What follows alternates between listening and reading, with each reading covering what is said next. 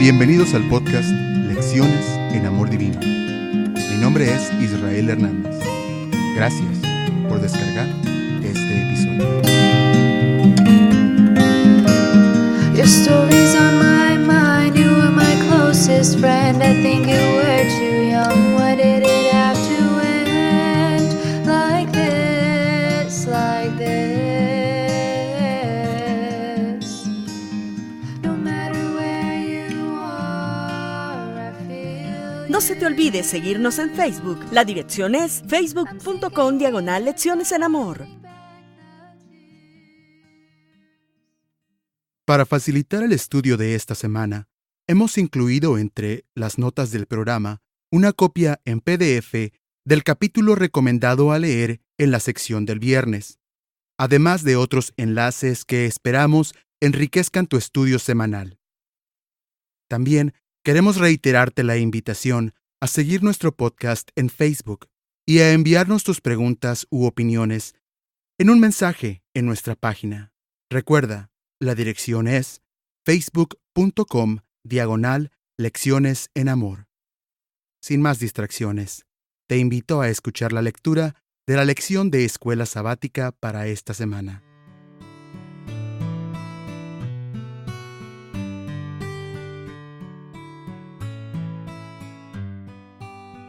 Lección número 10, para el 2 de septiembre de 2017. Los dos pactos.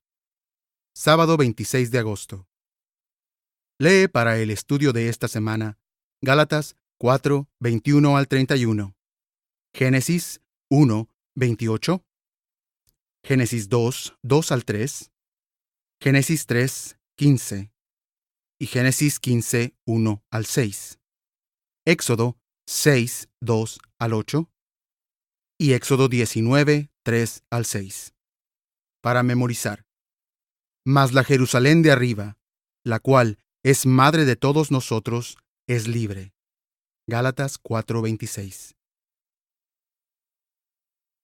Los cristianos que rechazan la autoridad del Antiguo Testamento a menudo consideran que la entrega de la ley en el Sinaí es inconsistente con el Evangelio. Concluyen que el pacto dado en el Sinaí representa una era, una dispensación de la historia humana en la que la salvación se basaba en la obediencia a la ley. Pero debido a que el pueblo fracasó en vivir según las demandas de la ley, Dios, dicen ellos, puso en rigor un nuevo pacto, un pacto de gracia por medio de los méritos de Jesucristo. Esta entonces es su comprensión de los dos pactos, el antiguo basado en la ley y el nuevo basado en la gracia. Por más que esta visión sea común, está equivocada. La salvación nunca fue por la obediencia a la ley. El judaísmo bíblico, desde sus inicios, siempre fue una religión de la gracia.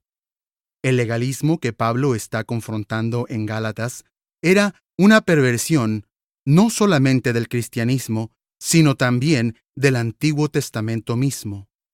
Los dos pactos no son una cuestión de tiempo, sino que reflejan las actitudes humanas. Representan dos diferentes formas de intentar relacionarse con Dios, que se remontan a Caín y Abel. El antiguo pacto representa a aquellos que, como Caín, erróneamente dependen de su propia obediencia como medio de agradar a Dios. En contraste, el nuevo pacto representa la experiencia de aquellos que, como Abel, dependen completamente de la gracia de Dios para hacer todo lo que Él ha prometido.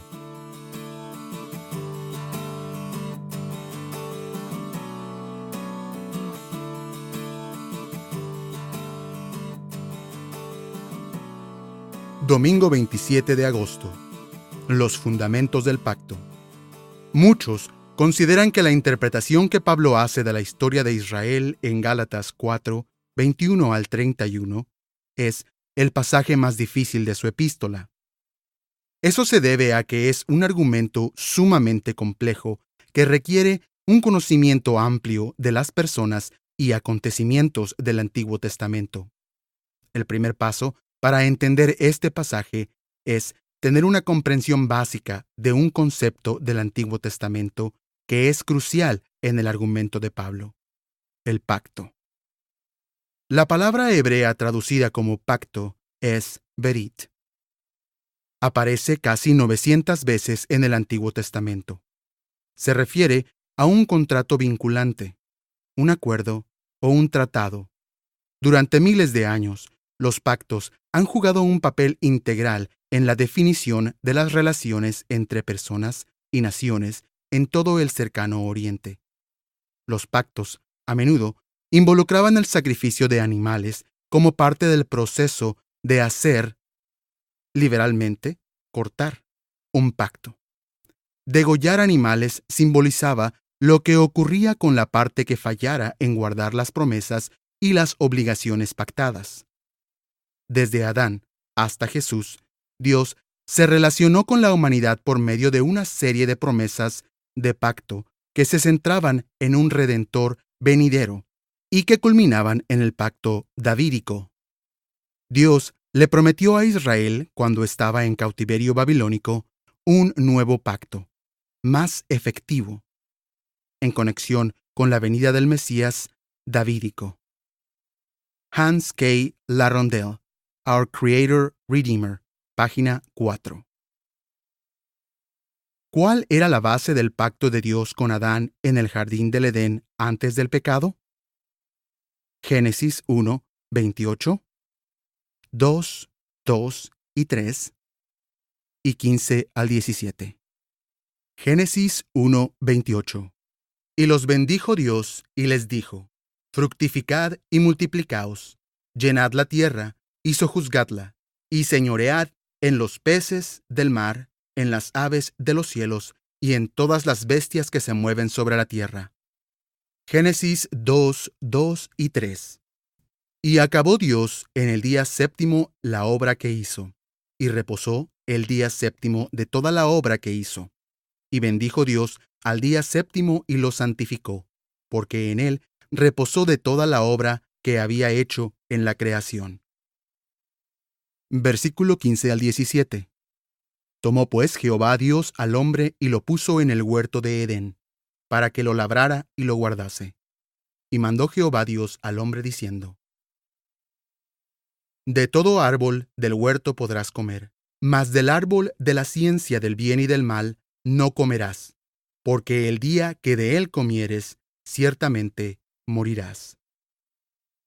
Después de haber leído estas citas, leo la pregunta nuevamente: ¿cuál era la base del pacto original de Dios con Adán en el jardín del Edén antes del pecado? Aunque el matrimonio, el trabajo físico y el sábado eran parte de las cláusulas generales del pacto de la creación, el punto central era el mandato de Dios de no comer del fruto prohibido. La naturaleza básica del pacto era: obedece y vivirás, con una naturaleza creada en armonía con Dios. El Señor no requería lo imposible. La obediencia era la inclinación natural de la humanidad. Sin embargo, Adán y Eva escogieron hacer lo que no era natural, y con ese acto no solamente quebrantaron el pacto de la creación, sino también hicieron que sus cláusulas fuesen imposibles para los seres humanos ahora corrompidos por el pecado. Dios mismo restauraría la relación que Adán y Eva habían perdido. Dios hizo esto al establecer un pacto de gracia basado en la promesa eterna de un Salvador. Lee Génesis 3:15, la primera promesa del Evangelio en la Biblia. ¿En qué parte de este versículo ves una vislumbre de la esperanza que tenemos en Cristo?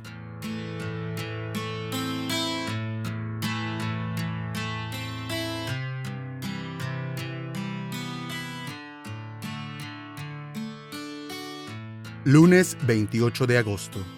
El pacto con Abraham.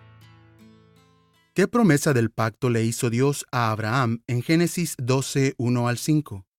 ¿Cuál fue la respuesta de Abraham? Génesis 12, 1 al 5. Pero Jehová había dicho a Abraham: vete de tu tierra y de tu parentela, y de la casa de tu padre a la tierra que te mostraré. y haré de ti una nación grande, y te bendeciré, y engrandeceré tu nombre, y serás bendición. Bendeciré a los que te bendijeren, y a los que te maldijeren maldeciré, y serán benditas en ti todas las familias de la tierra. Y se fue Abraham, como Jehová le dijo, y Lot fue con él. Y era Abraham de edad de 75 años cuando salió de Harán. Tomó pues Abraham a Sarai su mujer, y a Lot, hijo de su hermano, y todos sus bienes que había ganado, y las personas que habían adquirido en Harán, y salieron para ir a la tierra de Canaán, y a tierra de Canaán llegaron. Después de haber leído esta cita, leo la pregunta nuevamente. ¿Qué promesas de pacto le hizo Dios a Abraham en Génesis 12, 1 al 5? ¿Cuál fue la respuesta de Abraham? Las promesas iniciales de Dios a Abraham conforman uno de los pasajes más poderosos del Antiguo Testamento. Estos versículos están llenos de la gracia de Dios. Es Dios, no Abraham, el que hace las promesas.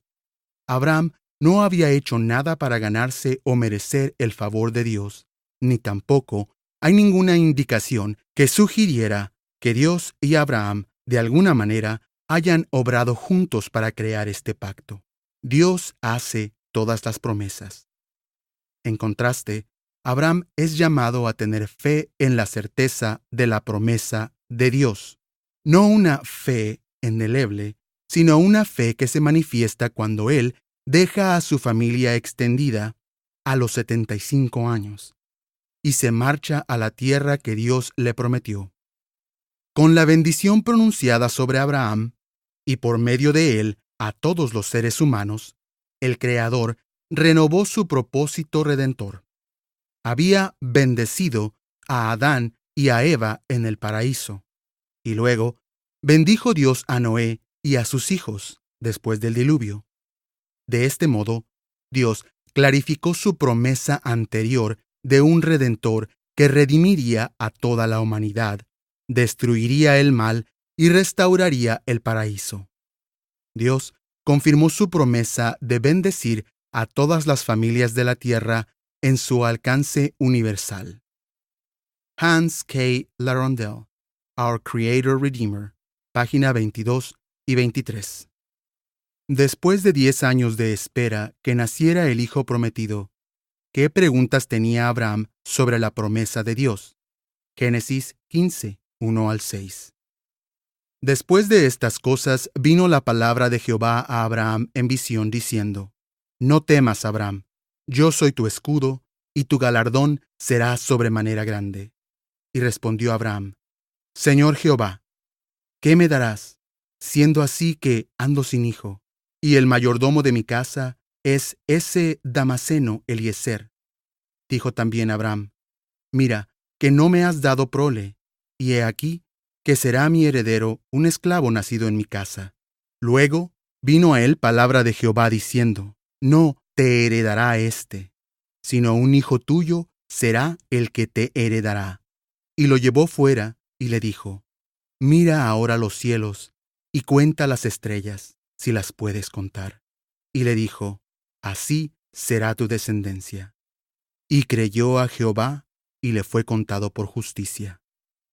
Después de leer esta cita, leo la pregunta nuevamente.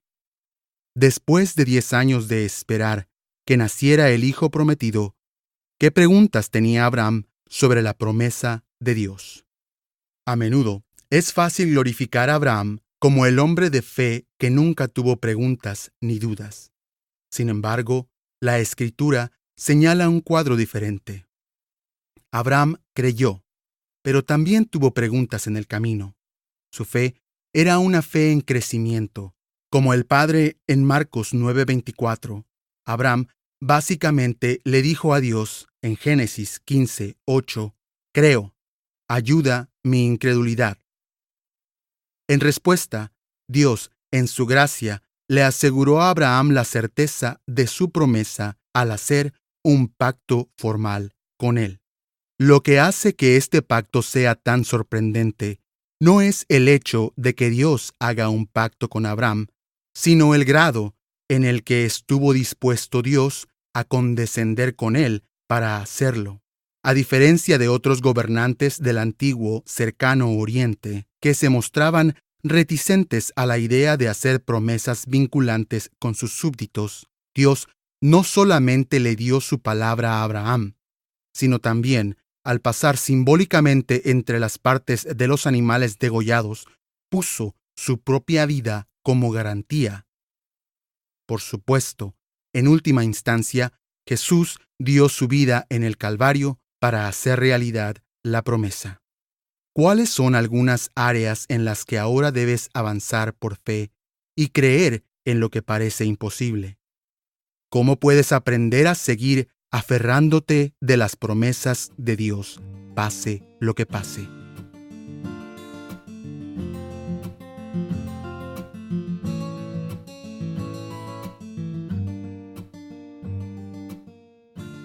Martes 29 de agosto.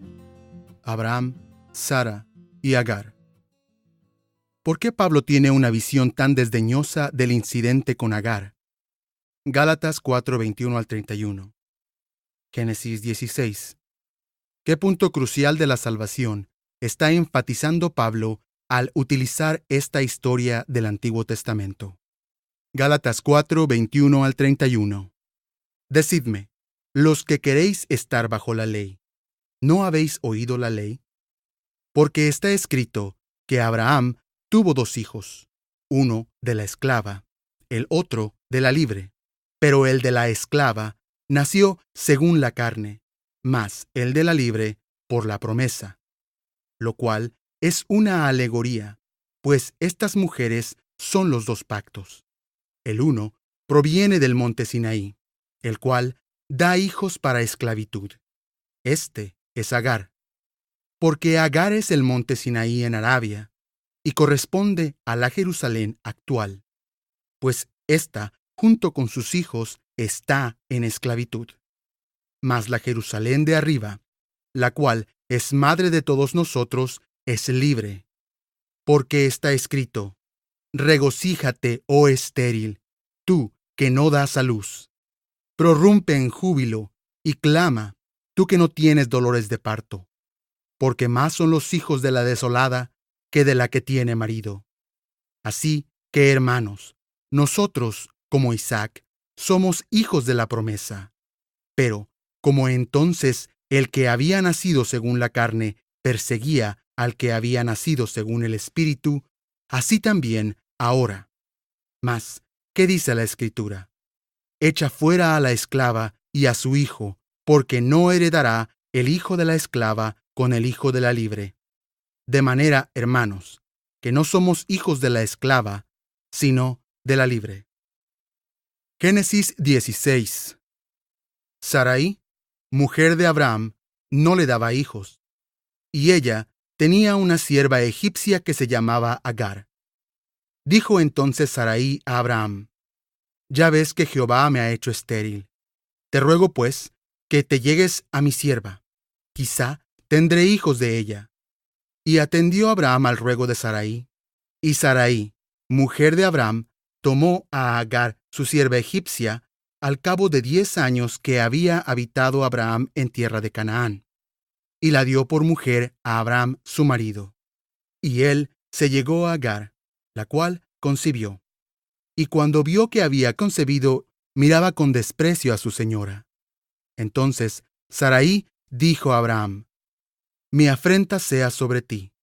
Yo te di mi sierva por mujer, y viéndose encinta, me mira con desprecio. Júzgueme Jehová entre tú y yo. Y respondió Abraham a Sarai: he aquí, tu sierva está en tu mano. Haz con ella lo que bien te parezca. Y como Sarai la afligía, ella huyó de su presencia. Y la halló el ángel de Jehová junto a una fuente de agua en el desierto, junto a la fuente que está en el camino de Sur. Y le dijo: Agar, sierva de Sarai, ¿de dónde vienes tú y a dónde vas? Y ella respondió: huyo de delante de Sarai, mi señora.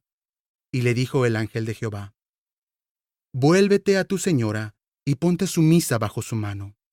Le dijo también el ángel de Jehová: multiplicaré tanto tu descendencia que no podrá ser contada a causa de la multitud. Además, le dijo el ángel de Jehová: He aquí que has concebido y darás a luz un hijo, y llamarás su nombre Ismael, porque Jehová ha oído tu aflicción, y él será hombre fiero. Su mano será contra todos, y la mano de todos contra él, y delante de todos sus hermanos habitará. Entonces llamó el nombre de Jehová, que con ella hablaba: Tú eres Dios que ve, porque dijo: ¿No he visto también aquí al que me ve? Por lo cual llamó al pozo, Pozo del viviente que me ve. He aquí, está entre Cades y Bered. Y Agar dio a luz un hijo a Abraham, y llamó a Abraham el nombre del hijo que le dio Agar, Ismael. Era Abraham de edad de 86 años cuando Agar dio a luz Ismael. Después de haber leído estas citas, leo las preguntas nuevamente.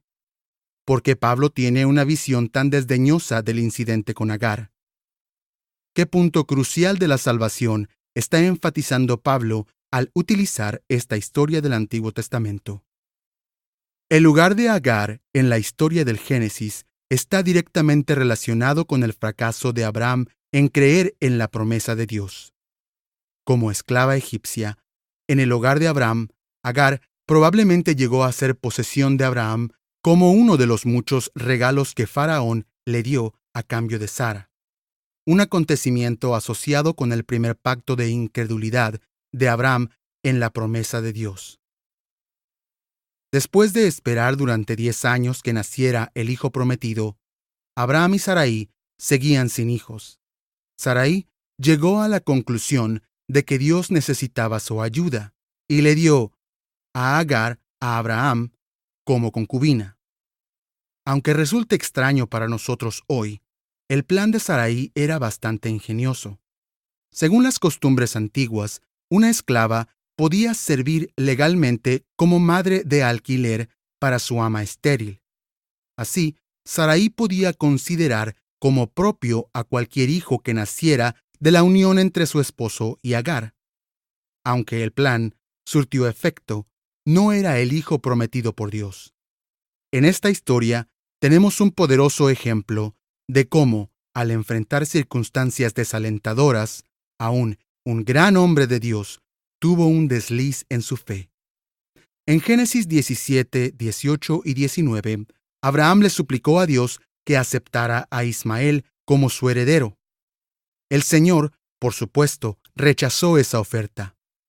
El único elemento milagroso en el nacimiento de Ismael fue que Sara estuviera dispuesta a compartir a su esposo con otra mujer. No hubo nada fuera de lo común en el nacimiento del hijo de esta mujer. Un hijo nacido según la carne.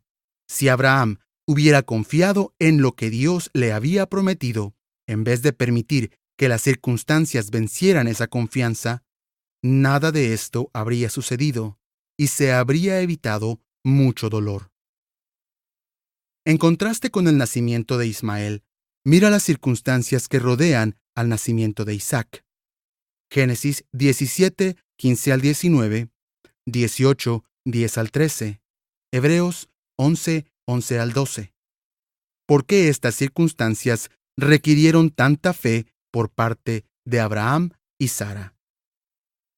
Génesis 17, 15 al 19.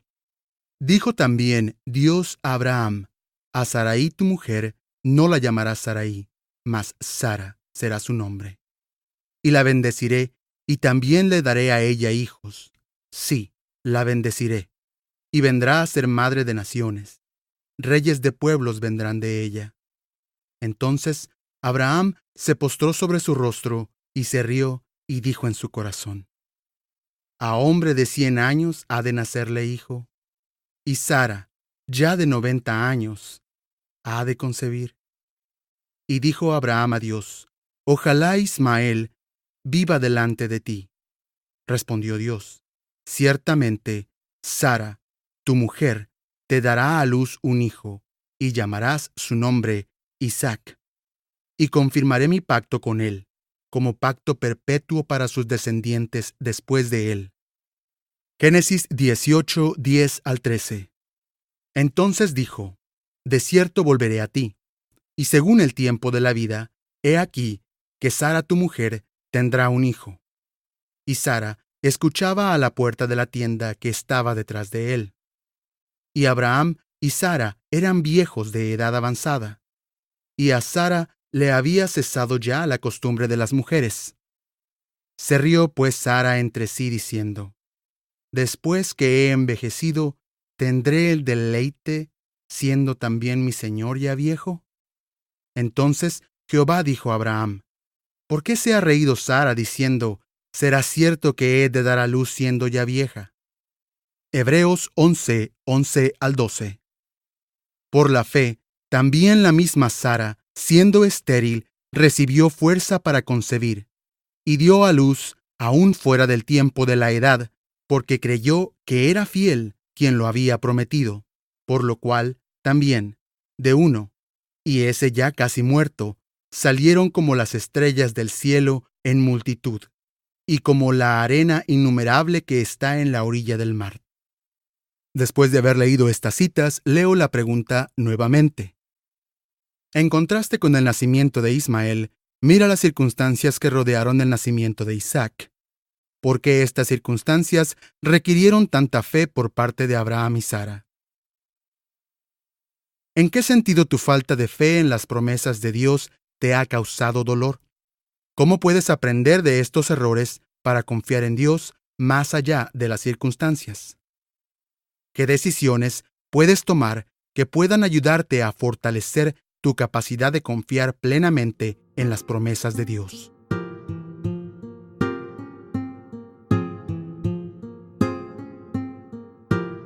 Miércoles 30 de agosto. Agar, en el monte Sinaí. ¿Qué tipo de relación de pacto deseaba establecer Dios con su pueblo en el Sinaí? ¿Qué similitudes comparte con la promesa de Dios a Abraham? Éxodo 6:2-8, 19:3-6. Deuteronomio 32:10-12. Éxodo 6:2-8. Habló todavía Dios a Moisés y le dijo: Yo soy Jehová. Y aparecí a Abraham, a Isaac y a Jacob, como Dios omnipotente. Mas en mi nombre Jehová no me di a conocer a ellos. También establecí mi pacto con ellos, de darles la tierra de Canaán, la tierra en que fueron forasteros, y en la cual habitaron. Asimismo, yo he oído el gemido de los hijos de Israel, a quienes hacen servir los egipcios, y me he acordado de mi pacto. Por tanto, dirás a los hijos de Israel: Yo soy Jehová, y yo os sacaré de debajo de las tareas pesadas de Egipto, y os libraré de su servidumbre, y os redimiré con brazo extendido y con juicios grandes. Y os tomaré por mi pueblo, y seré vuestro Dios, y vosotros sabréis que yo soy Jehová vuestro Dios, que os sacó de debajo de las tareas pesadas de Egipto. Y os meteré en la tierra por la cual alcé mi mano jurando que daría a Abraham, a Isaac y a Jacob, y yo os la daré por heredad, yo Jehová. Éxodo 19:3-6. Y Moisés subió a Dios, y Jehová lo llamó desde el monte, diciendo: Así dirás a la casa de Jacob, y anunciarás a los hijos de Israel: Vosotros visteis lo que hice a los egipcios, y cómo os tomé sobre las alas del águila, y os he traído a mí.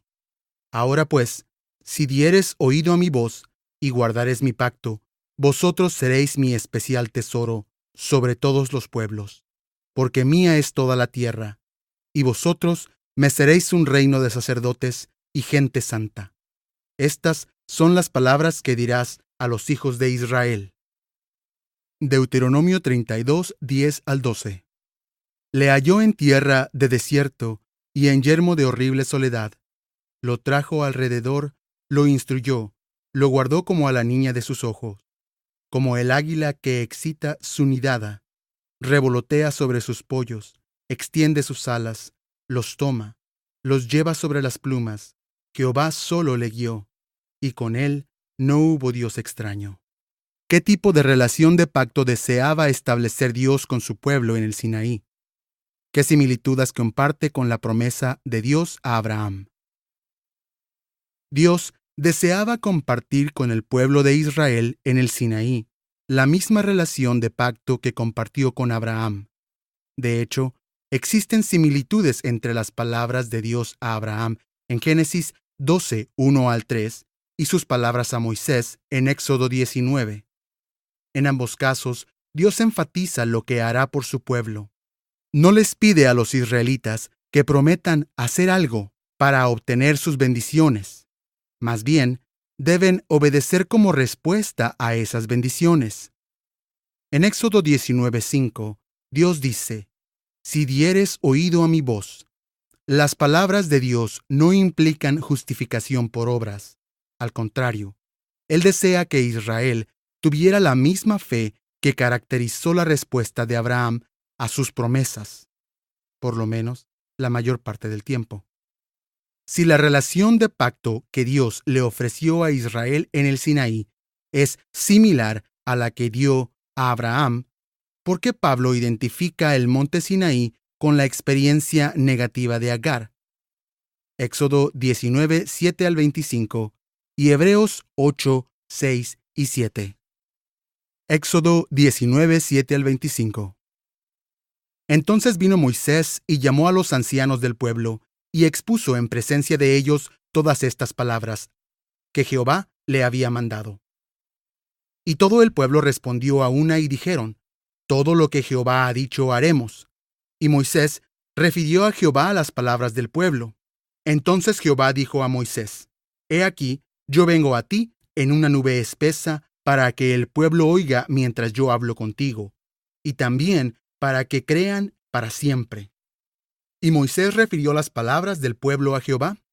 Y Jehová dijo a Moisés: Ve al pueblo y santifícalos hoy y mañana, y laven sus vestidos y estén preparados para el día tercero, porque al tercer día Jehová descenderá a los ojos de todo el pueblo sobre el monte Sinaí.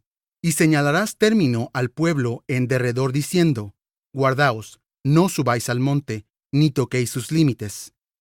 Cualquiera que tocare el monte, de seguro morirá. No lo tocará mano, porque éste será apedreado o asaetado. Sea animal o sea hombre, no vivirá.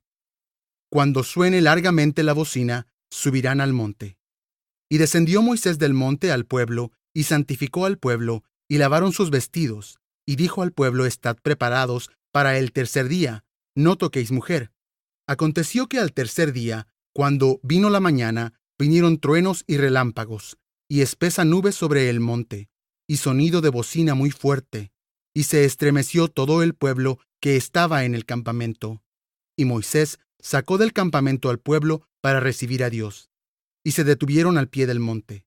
Todo el monte Sinaí humeaba, porque Jehová había descendido sobre él en fuego, y el humo subía como el humo de un horno, y todo el monte se estremecía en gran manera. El sonido de la bocina iba aumentando en extremo. Moisés hablaba y Dios le respondía con voz tronante. Y descendió Jehová sobre el monte Sinaí, sobre la cumbre del monte, y llamó Jehová a Moisés a la cumbre del monte. Y Moisés subió, y Jehová dijo a Moisés: Desciende, ordena al pueblo que no traspase los límites para ver a Jehová, porque caerá multitud de ellos. Y también que se santifiquen los sacerdotes que se acercan a Jehová, para que Jehová no haga en ellos estrago. Moisés dijo a Jehová: El pueblo no podrá subir al monte Sinaí, porque tú nos has mandado diciendo: Señala límites al monte y santifícalo. Y Jehová le dijo: Ve, desciende, y subirás tú y Aarón contigo, mas los sacerdotes y el pueblo no traspasen el límite para subir a Jehová, no sea que haga en ellos estrago. Entonces Moisés descendió y se lo dijo al pueblo. Hebreos 8, 6 y 7. Pero ahora, tanto mejor ministerio es el suyo, cuanto es mediador de un mejor pacto, establecido sobre mejores promesas. Porque si aquel primero hubiera sido sin efecto, ciertamente no se hubiera procurado lugar para el segundo. Después de haber leído estas citas, leo la pregunta nuevamente. Si la relación de pacto que Dios ofreció a Israel en el Sinaí es similar a la que dio a Abraham, ¿por qué Pablo identifica el monte Sinaí con la experiencia negativa de Agar? El pacto del Sinaí tenía la intención de señalar la pecaminosidad de la humanidad y el remedio de la abundante gracia de Dios, que fue tipificada en los servicios del santuario. El problema con el pacto del Sinaí no fue de parte de Dios, sino que fueron las promesas fallidas del pueblo. En vez de responder a las promesas de Dios con humildad y fe, los israelitas respondieron con confianza propia. Todo lo que Jehová ha dicho, haremos. Después de vivir como esclavos en Egipto durante más de 400 años, no tenían un concepto verdadero de la majestad de Dios ni de la magnitud de su propia pecaminosidad. De la misma manera en que Abraham y Sara intentaron ayudar a Dios a cumplir sus promesas, los israelitas buscaron transformar el pacto de gracia de Dios en un pacto de obras. Agar simboliza el Sinaí, porque en ambos se revelan intentos humanos de obtener la salvación por obras. Pablo no está afirmando que la ley dada en el Sinaí era mala o que fue abolida. Está preocupado por la comprensión legalista, errada de la ley por parte de los Gálatas. En vez de servir para convencerlos de la absoluta imposibilidad de complacer a Dios por medio de la obediencia de la ley fomentó en ellos una determinación profundamente arraigada de depender de recursos personales para complacer a Dios. Así, la ley no sirvió a los propósitos de la gracia de llevar a los judaizantes a Cristo, más bien les cerró el paso a Cristo. O. Palmer Robertson, The Christ of the Covenants, página 181.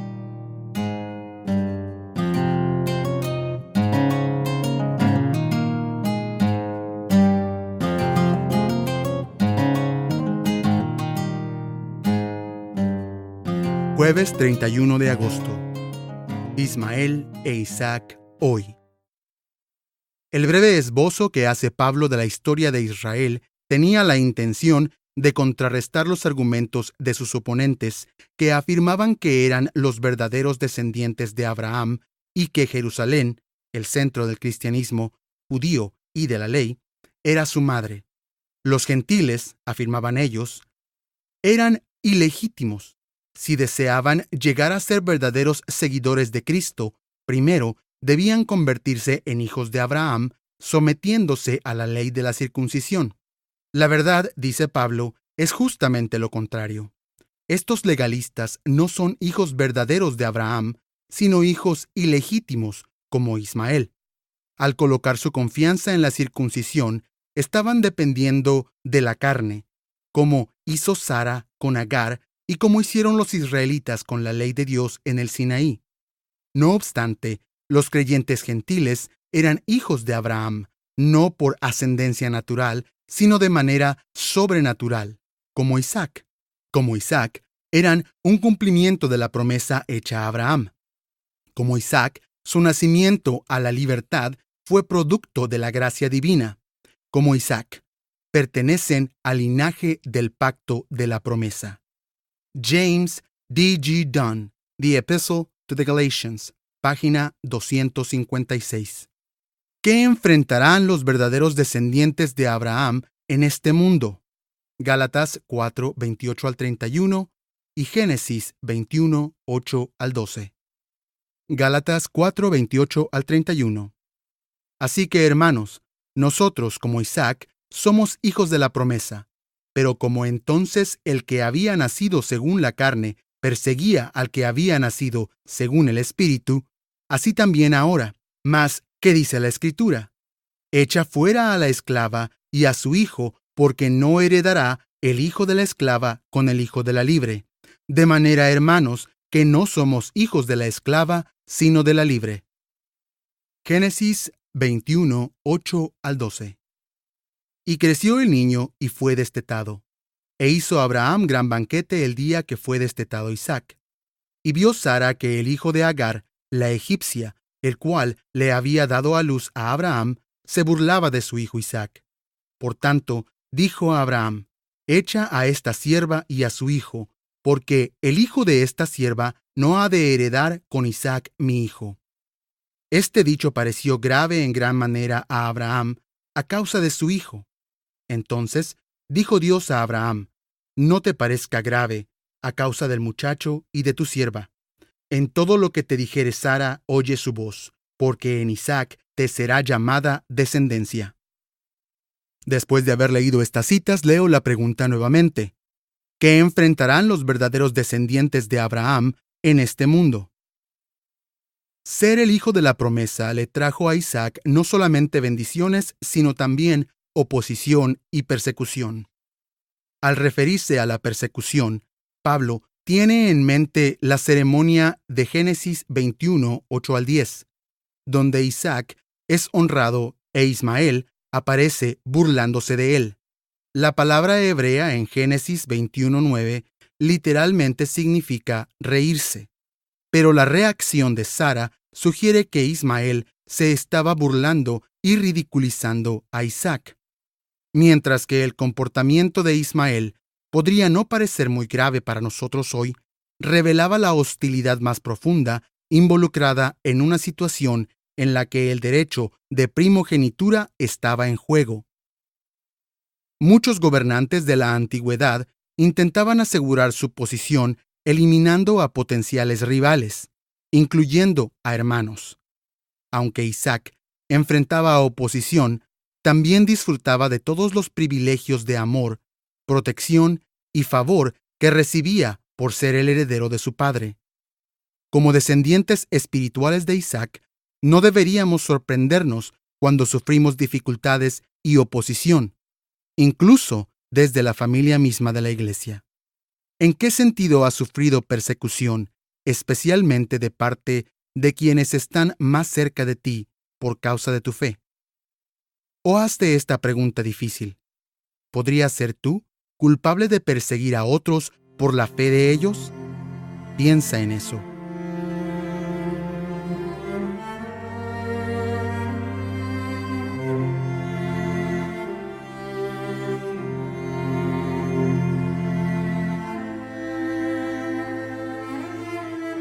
Viernes 1 de septiembre, para estudiar y meditar.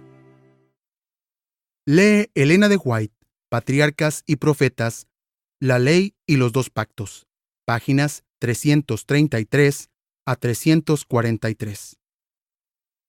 Pero si el pacto confirmado a Abraham contenía la promesa de la redención, ¿por qué hizo Dios otro pacto en el Sinaí? Durante su esclavitud, el pueblo había perdido en alto grado el conocimiento de Dios y de los principios del pacto de Abraham. Dios los llevó al Sinaí, manifestó allí su gloria, les dio la ley con la promesa de grandes bendiciones siempre que obedecieran. Ahora pues, si das oído a mi voz y guardaréis mi pacto, vosotros me seréis un reino de sacerdotes y gente santa. Los israelitas no percibían la pecaminosidad de su propio corazón y no comprendían que sin Cristo les era imposible guardar la ley de Dios, y con excesiva premura concertaron su pacto con Dios. Sin embargo, apenas unas pocas semanas después, quebrantaron su pacto con Dios al postrarse a adorar una imagen fundida. No podían esperar el favor de Dios por medio de un pacto que ya habían roto. Y entonces, viendo su pecaminosidad y su necesidad de perdón, llegaron a sentir la necesidad del Salvador revelado en el pacto de Abraham y simbolizado en los sacrificios, de manera que mediante la fe y el amor se vincularon con Dios como su libertador de la esclavitud del pecado. Ya estaban capacitados para apreciar las bendiciones del nuevo pacto. Patriarcas y Profetas, página 341 y 342. Preguntas para dialogar. ¿Tu caminar con el Señor se parece más al estilo del antiguo pacto o al del nuevo pacto? ¿Cómo puedes notar la diferencia? ¿Cuáles son algunos problemas de tu iglesia local que están causando tensión en el cuerpo de Cristo? ¿De qué manera se están resolviendo? Aunque puede ser que seas víctima de la persecución, ¿de qué manera puedes asegurarte también de no ser tú el que persigue? ¿Dónde está la delgada línea divisoria en esto? Ver también Mateo 18, 15 al 17. ¿Cuántas veces le has hecho promesas al Señor de que no harías esto o aquello solo para terminar haciéndolo? ¿De qué manera esta triste realidad te ayuda a entender el significado de la gracia? Resumen. Las historias de Agar, Ismael y los hijos de Israel en el Sinaí ilustran las necesidades de intentar depender de nuestros propios esfuerzos para lograr lo que Dios ha prometido. Este método de justificación propia se conoce como el Antiguo Pacto. El Nuevo Pacto es el Pacto Eterno de Gracia, que fue establecido primeramente con Adán y Eva después del pecado y renovado con Abraham, y que halla su cumplimiento final en Cristo.